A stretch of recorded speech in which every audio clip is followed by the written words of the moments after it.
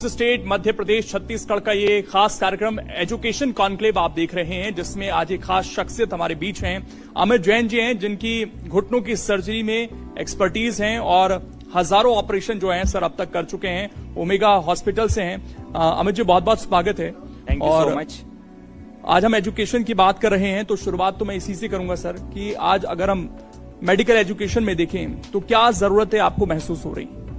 देखिए, जहां तक मेडिकल एजुकेशन का सवाल है, आप देख ही रहे हैं कि एक तो सेंट्रल गवर्नमेंट, स्टेट गवर्नमेंट बहुत सारे नए नए प्रोजेक्ट लेके आ रहे हैं, बहुत सारे नए नए मेडिकल कॉलेजेस आ रहे हैं। जैसे कि अभी मिनिस्टर साहब ने बताया कि जिला अस्पताल को भी वो एज एजुकेशन के लिए कॉलेज में कन्वर्ट करने वाले हैं।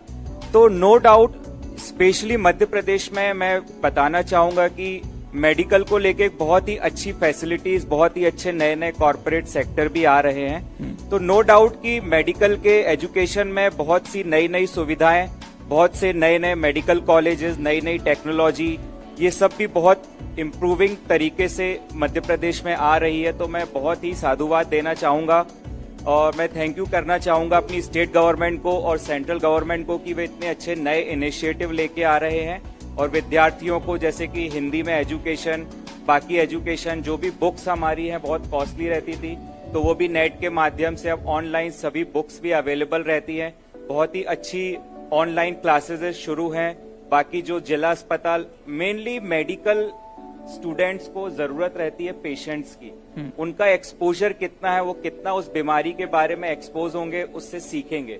तो वो भी जब जिला अस्पताल जैसे हॉस्पिटल्स को अगर मेडिकल कॉलेज में कन्वर्ट करेंगे तो नो डाउट जो भी रेसिडेंट डॉक्टर हैं या जो डॉक्टर की पढ़ाई कर रहे हैं उनको बहुत सी बीमारियों का एक्सपोजर मिलेगा, उनको नई नई चीजें सीखने मिलेगी इन सब से।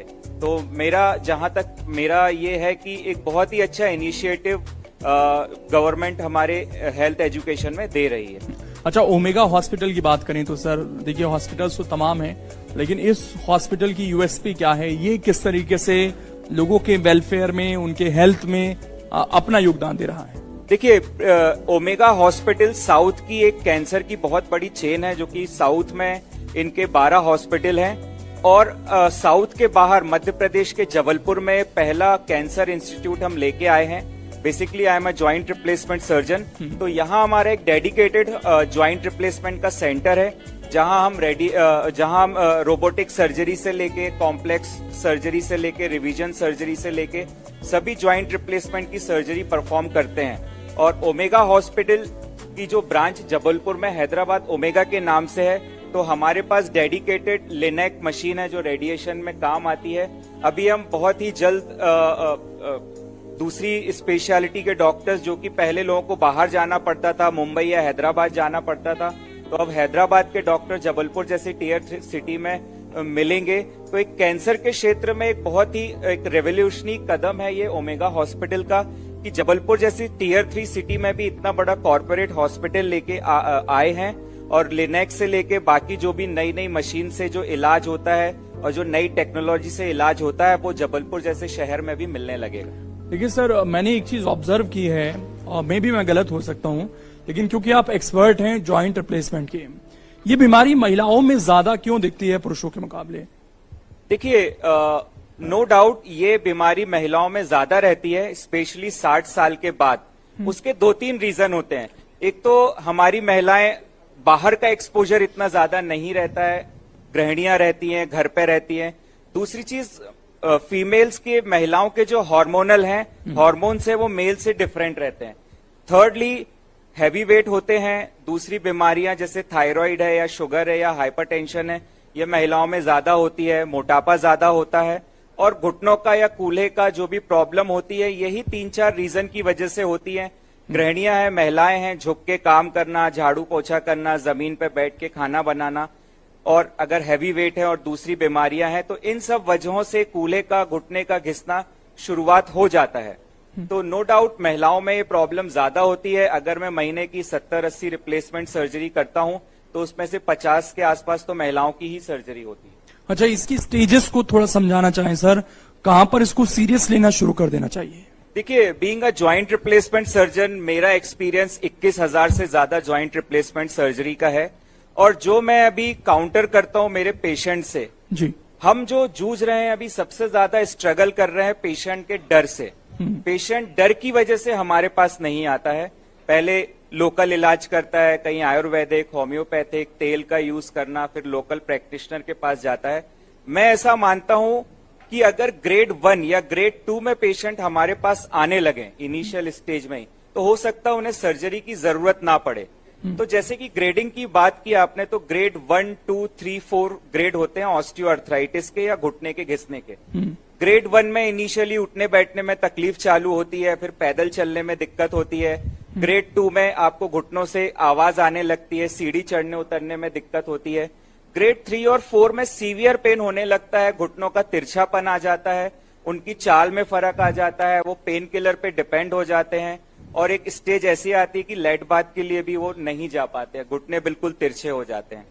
तो मेरा मानना ऐसा है कि अगर आप स्टेज 1, स्टेज 2 में इनिशियल स्टेज में ही हमारे पास आते हैं या नियर बाय किसी एक्सपर्ट के पास जाते हैं, तो आप अपनी बीमारी को उनको बताएं, एक्सरे करवाएं और आपकी बीमारी के बारे में उस डॉक्टर से समझें कि आपको ये प्रॉब्लम क्यों हुआ है और आप इसको कैसे रोकथाम कर सकते हैं। तो बेसिकली जो अभी हम चैलेंज हमारे साथ है पेशेंट एजुकेशन को लेके, तो इसलिए हम पेरीफेरी में फ्री चेकअप कैंप्स करते हैं ताकि पेशेंट हमारे पास आए, हम उनको उनकी स्थिति के बारे में बताएं, और अगर उनको सर्जरी की जरूरत है तो आज के समय में मेडिकल साइंस में जॉइंट रिप्लेसमेंट सर्जरी के 100% सक्सेसफुल इलाज है, बशर्ते कि आप एक अच्छे सेंटर में एक्सपीरियंस डॉक्टर को चुनकर एक अच्छा इम्प्लांट डलवाएं। तो अच्छा, एक चीज मैं समझना चाहता हूं सर आपसे कि घुटनों की बीमारी क्या एक ही है, अलग अलग हैं, अलग अलग कारण हो सकते हैं, और क्या इसका इलाज सिर्फ रिप्लेसमेंट है या मेडिकेशन से भी ये दूर हो जाती है? जी बिल्कुल नहीं, घुटनों की बहुत सारी समस्याएं होती हैं, बट जो मोस्ट कॉमन समस्या है वो ऑस्टियोआर्थराइटिस या घुटने का घिसना होता है। कई बार लोग गिर जाते हैं, ट्रॉमा हो जाता है, फ्रैक्चर हो जाता है घुटने में, उस वजह ये शुरू रही। इस बुखार का क्या कोई कनेक्शन है, आप जोड़ पाते हैं क्या अपनी अभी तक की प्रैक्टिस में? चिकनगुनिया का जोड़ से और हड्डियों से बिल्कुल रिलेशन है। चिकनगुनिया बेसिकली एक फीवर का टाइप है, और किसी भी फीवर में 4-5 दिन के लिए बॉडी वीक हो जाती है, लूज हो जाती है, उस पर भी अगर दूसरी बीमारियां हैं तो उसकी वजह से और भी वीकनेस आती है और हड्डियों में कमजोरी आती है। तो अगर बॉडी में वीकनेस रहेगी, अगर नॉर्मल आदमी को भी फीवर आता है तो उसकी भी बॉडी में पेन होता है और ज्वाइंट पेन होते हैं। तो नो डाउट चिकनगुनिया का बिल्कुल एक है कि आपका ज्वाइंट पेन या बॉडी पेन ज्यादा बढ़ जाता है, बट अगर हम उसको कंट्रोल करें, 5 से 7 दिन लगते हैं उसको कंट्रोल आने में, अगर वो कंट्रोल करें तो ये दर्द ठीक भी हो जाता है। अच्छा, ऐसा कोई आप सजेशन देना चाहेंगे कि अगर बुखार आया है तो कुछ चीजें उस समय के लिए ना करें ताकि ये आगे की समस्या ना बने, ऐसा कुछ आपकी तरफ से सजेशन? देखिए, फीवर के अलग अलग टाइप होते हैं, वायरल फीवर होता है, इन्फेक्शन की वजह से फीवर होता है, जैसे अभी डेंगू का बहुत ज्यादा आप देख ही रहे हैं। तो फीवर को पहले तो आपको इन्वेस्टिगेट करके समझना पड़ेगा कि कौन सा फीवर है, ये चिकनगुनिया है या दूसरा है, तो आपको मलेरिया का, डेंगू का ये टेस्ट कराने पड़ेंगे। अगर ये नहीं आ रहा है और फिर भी फीवर आ रहा है और बॉडी पेन है, तो डॉक्टर फिर सस्पेक्ट करता है कि इनको चिकनगुनिया हो सकता है, तो उसको सिम्टोमेटिक ट्रीटमेंट दिया जाता है, उनको मल्टीविटामिन दिए जाते हैं, कैल्शियम दिए जाते हैं, फीवर का मेडिसिन दिया जाता है, और उनको बेड रेस्ट करने के लिए बोला जाता है कि आप बेड रेस्ट करें, रेस्ट करेंगे, बॉडी हाइड्रेट रखेंगे, प्रॉपर मेडिसिन लेंगे तो ये ठीक हो जाता है। एक चीज और है कि नी रिप्लेसमेंट के बाद लोगों को लगता है कि रिकवरी बहुत मुश्किल है या बहुत समय लगता है रिकवरी में, इस पर क्या कहना चाहेंगे सर? देखिए, मैंने आपको जैसे पहले ही एक सेंटेंस बोला कि आज के समय में मेडिकल साइंस में अगर कोई सक्सेसफुल सर्जरी है तो वो ज्वाइंट रिप्लेसमेंट सर्जरी है। मैं जबलपुर जैसी टियर 3 सिटी में प्रैक्टिस कर रहा हूं 11 साल से, और मेरा अनुभव 21,000 से ज्यादा सक्सेसफुल सर्जरी का है। तो जबलपुर जैसे शहर में पर मंथ हम लोग 80 से 90 रिप्लेसमेंट सर्जरी करते हैं, और हमारे पास न केवल जबलपुर पेरीफेरी के बल्कि यूपी, बिहार, छत्तीसगढ़ से भी पेशेंट आते हैं, क्योंकि इसके रिजल्ट बहुत अच्छे हैं। अभी जो हम स्ट्रगल कर रहे हैं कि पेशेंट आने से डरते हैं हमारे पास, तो आपके माध्यम से मैं अपने दर्शकों से बताना चाहूंगा कि घुटने की कूल्हे की समस्या 60 साल के बाद ही होती है। 60 तक तो हम दूसरों के लिए करते हैं, पर 60 के बाद की एक उम्र ऐसी आती है कि हम अपने लिए करें, अपने लिए सोचें, एटलीस्ट खुद के काम कर सकें और भगवान के दर्शन कर सकें। ऐसी स्टेज में अगर 60-65 साल के जो वर्किंग है और रिटायरमेंट की लाइफ जी रहे हैं और उनको घर पे बैठना पड़े, कहीं आने जाने में सोचना पड़े, पेन किलर्स का सहारा लेना पड़े, रात में नींद ना आए, तो ऐसी कंडीशन में फिर और भी डिप्रेशन में जाता है पेशेंट। तो ये सर्जरी जो ज्वाइंट रिप्लेसमेंट सर्जरी है, ये बनाई ही गई है 60 साल की उम्र से ज्यादा के पेशेंट्स के लिए। तो इसमें डरने घबराने की कोई बात नहीं होती है। मैं बताऊं तो मेरा जो सर्जिकल टाइम है 15 से 17 मिनट का होता है। तो एक सर्जरी के नाम से लोग डर जाते हैं, पर इसमें डरने वाली कोई भी बात नहीं होती है। और आजकल हम लेटेस्ट इम्प्लांट यूज कर रहे हैं। पहले बहुत सारी भ्रांतियां होती थी कि आप पैर मोड़ नहीं सकते, या पालती लगा के नहीं बैठ सकते, या 5-7 साल ये घुटना चलता है। आज के समय में जो लेटेस्ट इम्प्लांट आए हैं, इसमें आप पालती लगा के या क्रॉस लेग करके भी बैठ सकते हैं, और ये लाइफ लॉन्ग चलता है। 8 से 10 टाके का ये चीरा लगता है, और आपकी नॉर्मल जो हड्डियां होती है इसमें ज्यादा डैमेज नहीं होता है। जैसे शेविंग करते हैं तो खाली हेयर्स रिमूव होते हैं, स्किन नहीं होती है, वैसे ही जिस टेक्निक से हम सर्जरी करते हैं उसमें जो नॉर्मल घिसा हुआ पार्ट है बस वही पाउडर के जैसे निकलता है आपकी नॉर्मल हड्डियों में कोई, और एक नया कैप डाल दिया जाता है और 3 से 4 घंटे में पेशेंट को चला दिया जाता है। नेक्स्ट डे से पेशेंट 90 डिग्री फ्लेक्स करके बैठ जाता है। 3rd डे से पेशेंट का सीढ़ी चढ़ना उतरना शुरू हो जाता है। 5th या 6th डे पे पेशेंट डिस्चार्ज हो जाता है, और घर के जितने भी रूटीन काम है वो 7th डे से वो चालू कर देते हैं। और इतने अच्छे रिजल्ट होते हैं कि पेशेंट को 2 से 3 दिन के बाद इंस्टेंट रिलीफ पेन में मिल जाता है। उनकी जो डिफॉर्मिटी होती है वो करेक्ट हो जाती है, और उनकी जो पेन किलर मेडिसिन है 8 से 10 दिन में वो भी बंद हो जाती है। और 15 दिन के बाद जब स्टिचेस खुलते हैं तो बिल्कुल नॉर्मल लाइफ में आ जाते हैं। घर के बाहर पैदल चलना, अपनी शॉप में जाना, ऑफिस में जाना, या जो भी एक्टिविटी है बिल्कुल फ्री, पेन फ्री तरीके से बिल्कुल वो अपनी नॉर्मल लाइफ में आ जाते हैं।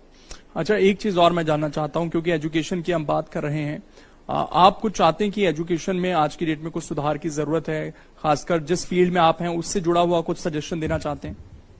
जी देखिए, मैं आपको बता दूं कि मेरा एजुकेशन मैंने मुंबई से यूजी पीजी किया हुआ है, और मेरा जो फेलोशिप है मैंने यूएस से किया हुआ है, और रिवीजन सर्जरी का फेलोशिप जो इंडिया में 25-30 डॉक्टर के ही पास है, उसमें से एक मेरा रिवीजन सर्जरी में फेलोशिप है। तो आज तो फिर भी मेडिकल एजुकेशन एक अलग ही लेवल पे पहुंच गई है। हमारे 10 साल पहले तो इतने टफ एग्जाम्स होते थे और इतनी टफ एजुकेशन होती थी, तो उस समय स्ट्रगल था। पर आज के समय में जो लेटेस्ट टेक्नोलॉजीज आ गए हैं, आपको फ्रीली बुक अवेलेबल हो रही हैं, गवर्नमेंट आपको सब्सिडीज दे रहे हैं, आपको लोन दे रहे हैं एजुकेशन के लिए, तो एक सिस्टम धीरे धीरे ही डेवलप होता है। और जिस स्पीड से हम चल रहे हैं ये सिस्टम, मैं नहीं मानता हूं कि आने वाले 4-5 साल में इंप्रूव नहीं होगा, बहुत इंप्रूव होगा। बट जो बीच बीच में हर्डल आते हैं, जैसे कि आपने भी सुना होगा पेपर लीक का मामला हुआ, या जो दूसरे मामले हुए, इसमें एक विद्यार्थी जो कि इतना लोन लेके और इतनी पढ़ाई करके एग्जाम की तैयारी करके, अगर ये सब हर्डल्स की वजह से उनको एक मनोबल उनका टूट जाता है। तो मैं गवर्नमेंट से यही कहूंगा कि एक विद्यार्थी जो ऐसे परिवेश से ऊपर उठता है, जो लोन लेके इतनी पढ़ाई करके एग्जाम के लिए वेट करता है, मैंने भी देखा, आज भी हमने देखा कि पैरामेडिकल के जो स्टूडेंट्स रहते हैं वो भी अपने एग्जाम के लिए वेट करते रहते हैं, तो इनका एक मनोबल टूटता है। तो एक ऐसी पॉलिसी लाएं कि पेपर लीक ना हो, टाइमली एग्जाम हो, टाइमली उनका रिजल्ट आए, टाइमली एक उनका एजुकेशन प्रॉपर शुरू हो। तो ये सबसे एक जो उनको मनोबल विद्यार्थी का बढ़ेगा, तो वो उसको भी अच्छा लगेगा कि वो और अच्छी एजुकेशन ले और अपने क्षेत्र के लोगों को और उनको एक अच्छी सेवाएं वो दे पाए।